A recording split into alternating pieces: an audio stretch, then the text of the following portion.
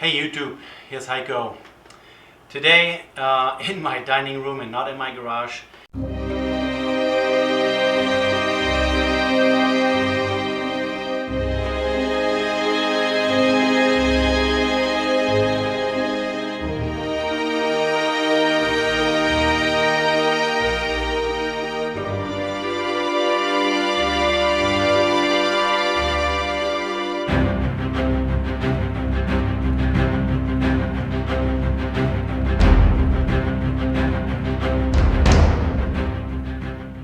Completely random topic.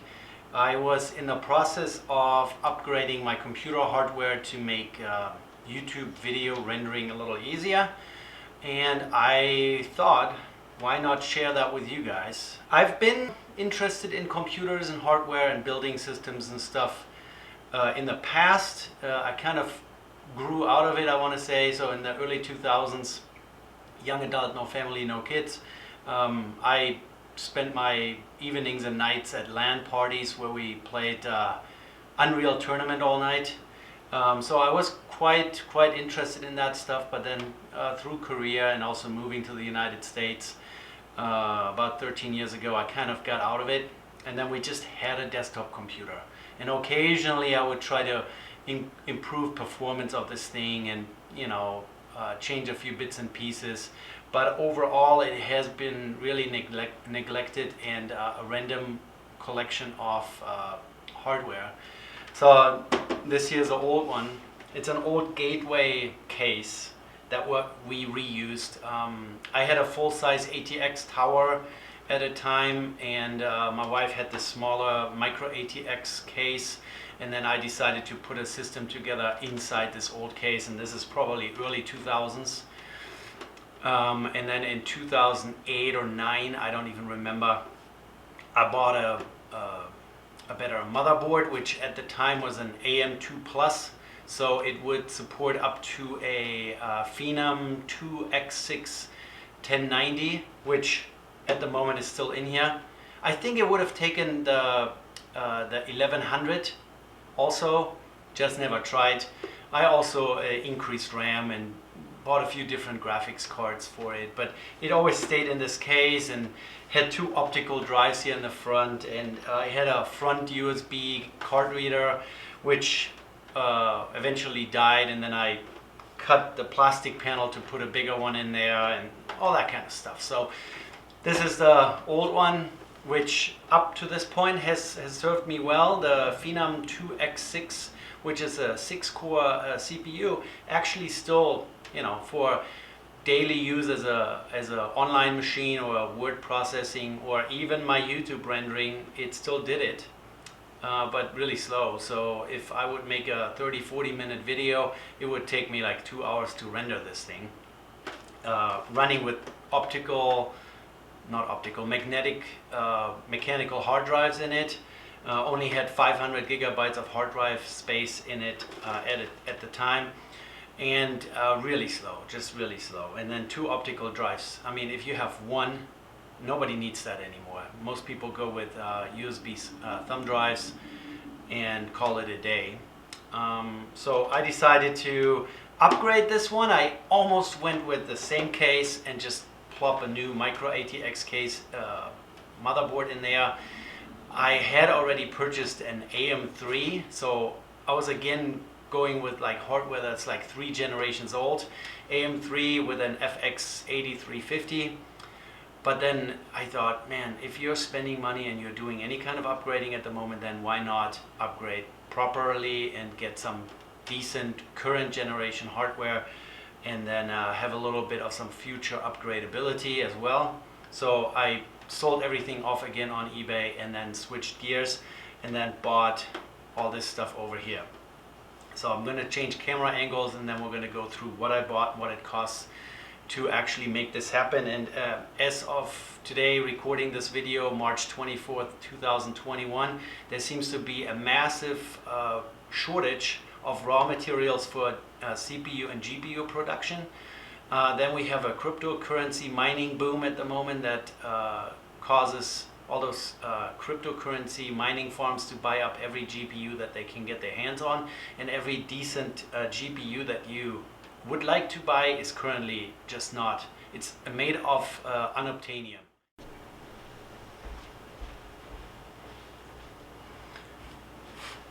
Alright guys, so now we're going to take a look at the actual computer that I put together, talk about the parts that I chose to put into this build, look into the internals, and yeah, let's get going. So let's start on the outside. The black case here, $44 on Amazon. It's made by CoolerMaster, is the N200 model. They have two different versions of this. This here apparently is the older version that doesn't have a window here on the side. Mine here has an additional fan mounting location for like an exhaust fan or whatever. This case has been around the block a few years. I think it came out in 2011 or 2012. At the time, Linus Tech Tip even reviewed it. And he liked it at the time because, you know, in 2012, some of the features that it has were not very common. Nowadays, they're absolutely commonplace, and this is kind of old-fashioned. As you can see, it still has a 5 1/4 and a 3.5 inch bay for, you know, a floppy drive or an optical drive. I actually have a DVD drive in here. I still service older computers sometimes. Some of those computers are not even able to boot from a USB drive, so then I can create boot media to service those machines. In the 3.5 inch drive, you can see I added a card reader to it, which also gives me an additional 2 USB 3.0 Type A, 1 USB Type C. And the card reader is really only the stuff that I use. SD cards and micro SD cards, that's really the only stuff that I ever use. So I really like that. Asus DVD drive up here. The case really, like, you know, there's no glass on the side. Both sides have a little bit of a bulge or like a hump to it, which allow for some space for cable management. Let's crank it open and then take a look at it. So put the side out, put those aside. So in here you can see it's pretty Spartan, pretty simple. The basement down here is not covered, so you can see open cabling and whatnot. Because the other side cover has a little bit of a hump to it, I was able to route most cables hidden behind the motherboard. It even has some openings for cable management, some areas, not rubber grommets in it, but cutouts, so you can feed the cable through wherever you need it. Now let's talk about the parts. Let's start at the very bottom. EVGA 650GA power supply. I bought that on sale on the EVGA webpage with free shipping, $84. I think it was $29 off at the time. This is fully modular, so you can only hook up the cables that you really need in your build. I really like it. All the cables are in a nice sheath. The cables are all black, so you don't have ketchup and mustard cables running all over the place. So the power supply also really quiet. Has the eco mode function that some people don't like because it literally turns the fan on once the power supply reaches a certain temperature. If you don't like that, just, you know, turn the eco mode off. Then let's go further up. The board that's hidden here is this one. It's a ASROCK or ASROCK, depending on, some people say it one way or the other. Is a B550M Phantom Gaming 4. I don't know why they specifically call this a gaming. I think this is just a marketing stunt. This board is actually equipped pretty nicely for a micro ATX format. It has 4 DIMM slots for DDR4. It has 2 PCI Express x16 slots, and one of them is actually a PCI Express 4.0, so newest generation. If I ever in the future have the money to actually afford a graphics card that supports PCI Express 4.0, then I'm going to be in the lucky position to have a board that supports it. This board also has two M.2 slots, not just one, just two. One is actually running off of this PCI Express 4.0 bus, which makes it a little faster, but again, you have to have the right NVMe M.2, or else you're not going to be able to take advantage of the high speed. Yeah, so board pretty standard. I/O is nothing special. We have, let me show you the I/O panel. We have a HDMI port, a display port. It supports some of the Ryzen G CPUs that have onboard graphics. I chose against, or I decided against it because I have a discrete graphics card. It has still a PS2 port for a keyboard or a mouse, a couple USB 2.0. It has 4 USB 3.0. It has a gigabit Ethernet port, and then the regular standard plugins for your speakers. And yeah, so the case, as it came out of the box, already had a couple fans installed, one in the front, one in the back. I added a couple more fans to it, an additional one in the front. And then also the case has a mounting location here at the top, which would support a 140 millimeter, but because I have a rather large CPU cooler in here, I could only squeeze a 17 millimeter thick fan in here. So this is a 120 millimeter by 17 millimeter fan up here. Yeah, so the motherboard, yeah, pretty well equipped. It has 4 SATA headers. It has 2 USB 3.0 headers on the board. As I mentioned, it has 2 M.2 slots. You can run large amounts of dual channel RAM on there. It supports, I mean, the CPU is the one that determines what type of RAM is supported, really, because the RAM controller is part of the CPU. I picked DDR4 3200 megahertz made by Corsair. You know, nothing fancy. What did we pay for that? The RAM was $64 off of eBay, but it was brand new. So, and the board is an $89, or let's call it $90 board, Newegg free shipping. So it has overclocking features if you want to do some overclocking. It has pretty much all the hardware that I needed. I skipped the Wi-Fi and all that, so some boards use an M.2 slot to run a Wi-Fi Bluetooth card in there, and then you have an antenna on your I/O back there. I didn't need that because my computer is hardwired Ethernet wise, so I really like the fact that I have an extra M.2 slot, which I will definitely be using in the future.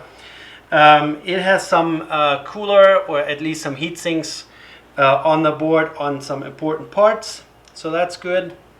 Then let's talk about the CPU that I'm running, which of course you can't see right now. It's a Ryzen 5 3500, which is kind of like the low spec version of a Ryzen 5 3600. Only difference between those two is they are both 6-core CPUs, but the 3600 has I don't know if I'm saying that correctly, hyper-threading, which doubles the amount of threads. So the 3500 has 6 cores 6 threads, and the 3600 has 6 cores 12 threads. And then on top of it is a Mugen Scythe Mugen 5 Revision B, which is pretty decent cooler. Has been on the market for a long while. It's cross-compatible between Intel, AMD, even some older socket versions, so AM2, AM3 can be supported with this cooler. The cooler was $49. I spent $49 on that. I watched a few reviews, some hardware test channels. They tried this out and it performed pretty flawlessly. So that's that. What else do we have in here? Oh yeah, we have a Samsung 970 EVO NVMe M.2. This is a 500 gigabyte. You know, Windows is installed on it. You have a little bit of some space for some games and whatnot. I use a lot of external hard drives for storage of you know, footage and whatnot for YouTube. But I'm actually thinking of using a little bit more space here in the case to put a couple SSDs in here, maybe even run it as a RAID 1. We'll see what happens. But yeah, this one here I actually already bought for my old system. I used it as yeah, not as a boot drive because my old computer wasn't able to boot off of a NVMe that was placed on a riser card and stuck in a PCI Express slot. But I could use it just as a hard drive, as a storage location. So this is a few months old. They have already come out with a newer version, which is the Samsung 980. I don't know if it's a 980 EVO, but some advantages, I guess some faster speeds or whatever. So this is in here. You know, bought a box of 4 CoolerMaster 120 millimeter 3-pin fans. Pretty cheap stuff. I have a few extra ones, so once they start making noise I like to rip them out and just put a fresh one in. So yeah, that's almost it. I totaled up everything. Oh yeah, the Ryzen 5 3500, the 6-core 6-thread one, I snapped that up on eBay used for $120. Of course I'm always looking for new and whatnot, but I just wanted to keep the cost low. What else did we forget? Oh yeah, Thermal Grizzly Cryonaut is the paste that I used. The Asus optical drive, in case you're interested. These days a normal DVD optical drive is 20 bucks. The case was $49.99. $79 is the current rate for this EVO 970 or 970 EVO. I've seen that the 980, the newer version of this, actually is $10 cheaper, so look for the newer version for sure. The RAM I already mentioned, $64. The front panel USB, which is complete, like made in China, no name brand, had some good reviews on Amazon, was $25. And yeah, the power supply off of the EVGA webpage. They have pretty decent deals on some of their power supplies sometimes. Was $84. The total, everything that you see here in front of you, was $808. That includes my used 1060. So I bought this 1060 half a year ago, roughly, on eBay. Was $200 at the time, and I included the $200 in this build price. So everything that's in here is $808. It's not the highest end computer that you can put together. The 3500 Ryzen is actually almost lowest tier of CPU that I can put on here. So it starts with a Ryzen 3 3100. That's the lowest spec CPU that this board will support. So it really only supports second gen CPUs. So everything that's Zen 2 architecture, nothing older than that, and it's ready to accept Zen 3.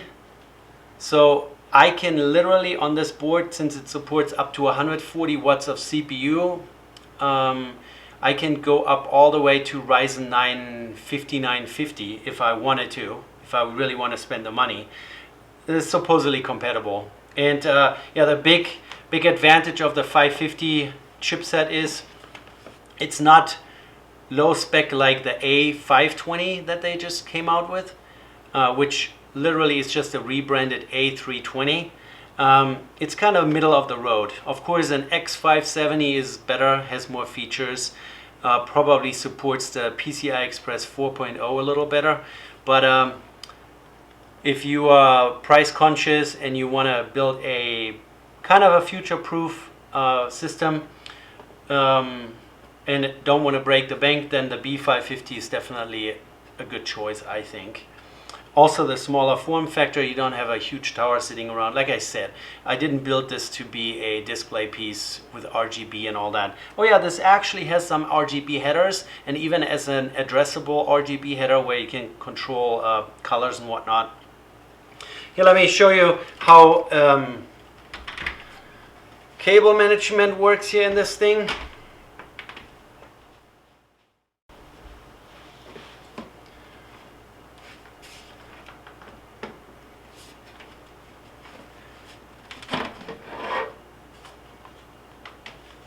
Oh, here we go. Here's my artwork. I know it's not pretty. Like I said, it is a pretty versatile little case, considering that it's such an old design.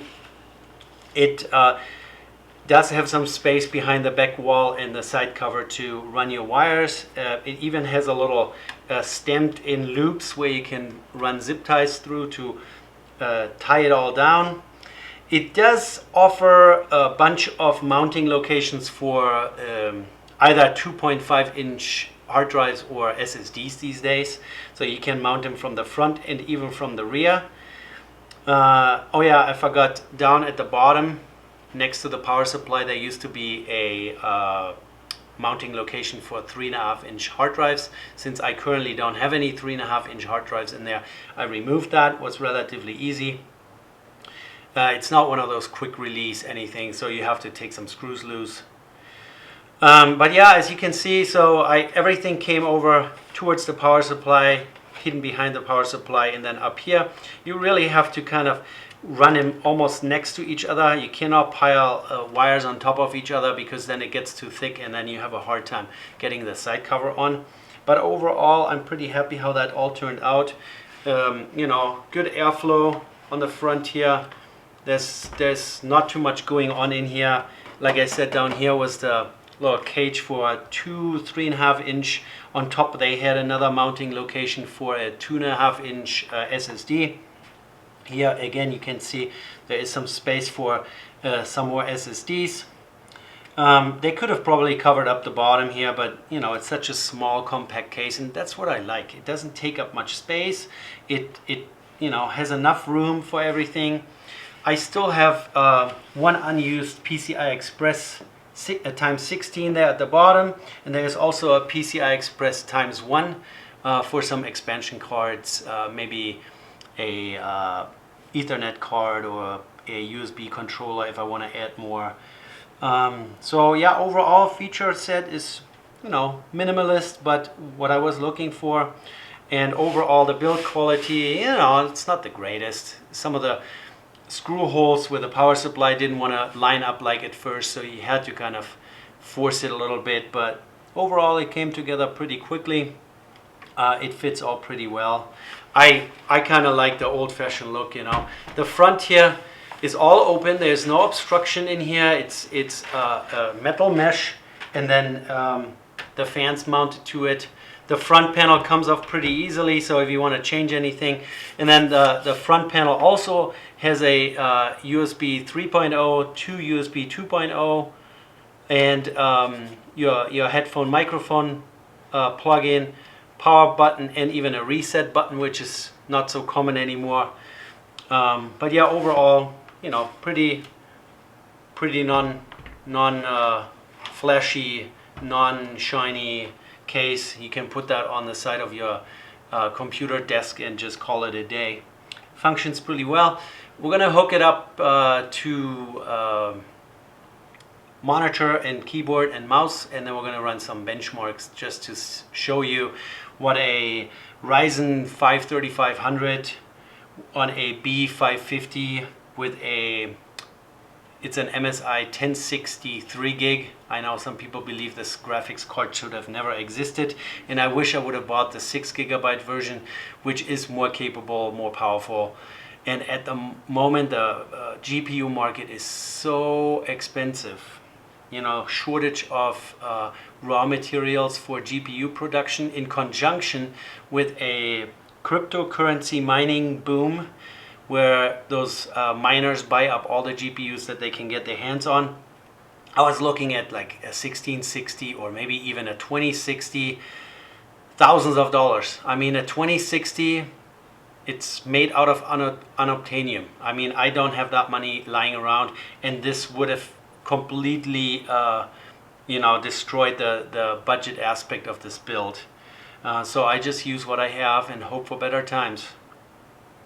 So let's go over to my desk and hook it up. Oh, what I forgot to show you. Old case, but already a pretty modern feature, which is air intake for your power supply from the bottom, and it even has a removable dust filter. So that's, yeah, that's a modern touch, you know. They were ahead of their time back in the days, so I kind of like it. Alright guys, so system is boot up all the way. Pretty quick with an NVMe. I'm used to waiting like 20 seconds until this is boot up. I actually dual boot this thing. It has Windows 10 Pro on it and Linux Ubuntu 20. So that slows things down a little bit because you get the bootloader and it asks you which system you want to boot up, but that's pretty much it.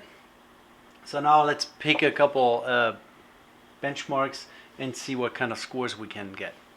So we're gonna run 3D Mark TimeSpy, which is the free version. I can't afford to buy all those pro versions of the benchmarks.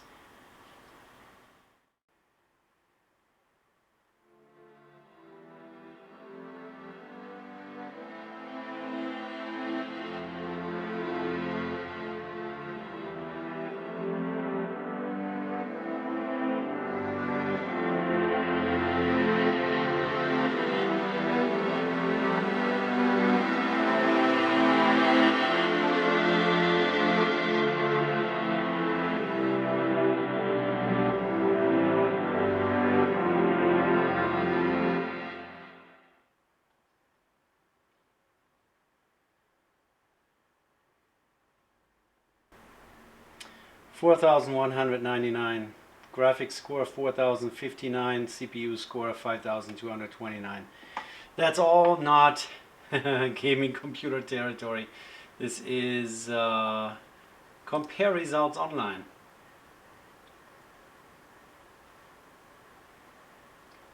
Better than 29% of all the results. Okay. Yep. Valid result. Okay, let's see. Close this all up. This is more down the alley of the 1063 gig heaven. It's a DirectX 11 benchmark. Let's see here.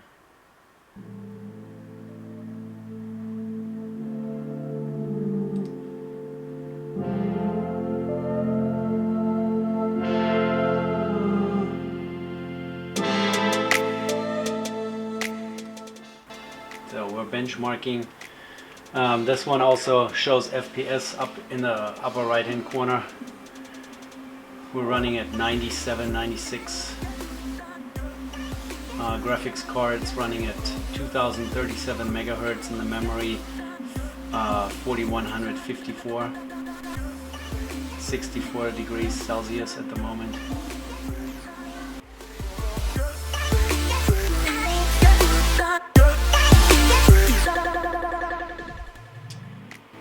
So FPS 129.7, I guess that's an average, a score of 3266. Minimum FPS 35.3, max FPS 306. And we're going to do some Cinebench. Do we have Cinebench? Cinebench. There we go. Alright, multi-core.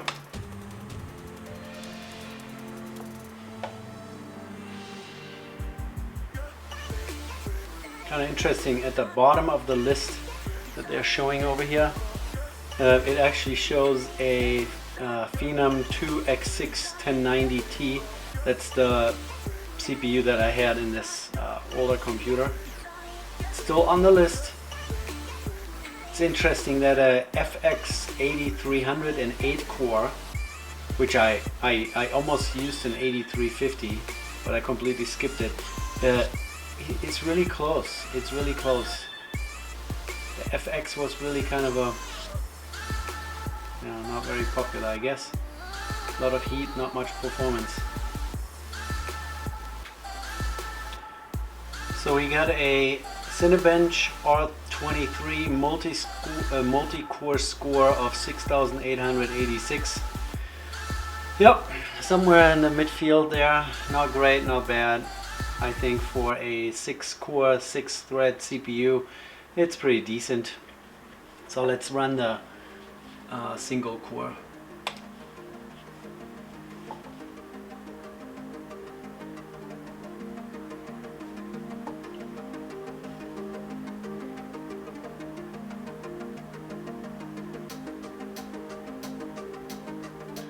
So, finished multi-core and single core Cinebench. We got a single core of 1212, which is actually quite in line with you know, other current CPUs. So there's a i9-9880, and then right above it is a i7-7700, and single core, we're even above an AMD Ryzen Threadripper 2990, which is pretty nice. Multi-core, we're not quite that strong, you know, midfield. So I'm pretty happy with that. And considering that it is pretty much the low spec Ryzen 5 3500. I think that's the lowest spec Ryzen 5, right? Alright guys, so showed you what I put together, $808 all together. Yeah, relatively mediocre spec at the moment, but like I said, I picked this chipset that will give me a little bit of some security for future upgrades. PCI Express 4.0 and 3rd gen Ryzen, and it's ready for Zen 3 CPUs as well, so we can upgrade until the cows come home. And this mediocre benchmark results here, 3D Mark, Heaven and Cinebench, we can definitely work on that in the future. So I hope you guys like this little computer topic video that I put together for you guys.